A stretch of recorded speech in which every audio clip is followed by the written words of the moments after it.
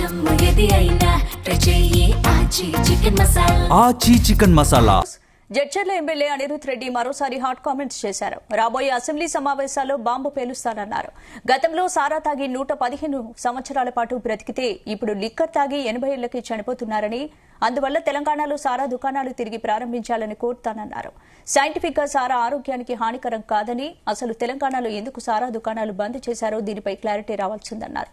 వచ్చే budget assembly సమావేశాల్లో 0 అవర్లో సారా దుకాణాల అంశాన్ని అసెంబ్లీలో ప్రస్తావిస్తానన్నారు. ఇటీవల కొన్ని రాష్ట్రాలు సారా దుకాణాలు ప్రారంభించాయని, మధ్యప్రదేశ్, ఒడిశా రాష్ట్ర ప్రభుత్వాలే అధికారికంగా సారా దుకాణాలు నడుపుతున్నారన్నారు ఎమ్మెల్యే అనిరుద్ రెడ్డి. నేను ఎలక్షన్ ముందు తాండాలకి వెళ్ళినప్పుడు మా ఎస్టీ సోదరులందరూ సారా గురించి చెప్పడం జరిగింది.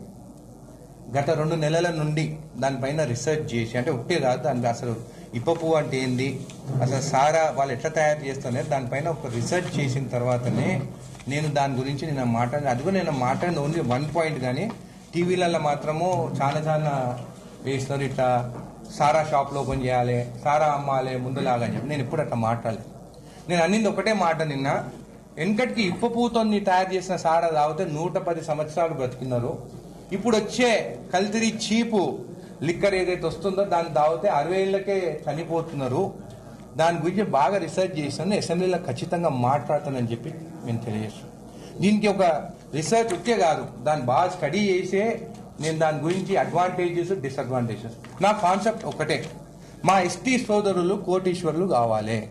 ఈ కాన్సెప్ట్ నేను అసెంబ్లీలో మాట్లాడినప్పుడు, దీని సబ్జెక్ట్ గురించి ఎక్కువ నేను ఇప్పుడు చెప్పాను, అసెంబ్లీలో ఖచ్చితంగా మాట్లాడతాను. దీనికి బెనిఫిట్స్ మాట్లాడతాను, అడ్వాంటేజెస్ మాట్లాడతాను, డిసడ్వాంటేజెస్ కూడా మాట్లాడతాను. అంటే దీనివల్ల లాభం ఏంటి, నష్టం ఏంటి అనేది కూడా. 5000 సంవత్సరాల దానికి హిస్టరీ ఉన్న ఇప్పపు సారా ఇది. 5000 ఇయర్స్కి దీనికి చరిత్ర ఉన్నది. గ్రంథాలలో కూడా దీని గురించి రాసినారు, దీని సబ్జెక్ట్ గురించి. సరే, మధ్యలో దాన్ని ఎందుకు క్యాన్సిల్ చేసిందో, ఏం చేసిందో, కల్తీ లిక్కర్ కానీ కెమికల్స్తో చేసడం కానీ దానివల్ల హెల్త్ ఇష్యూస్ కానీ ఆపిన, అది డిఫరెంట్ సబ్జెక్ట్. నేను మాట్లాడేది ఇప్ప పువ్వు గురించి.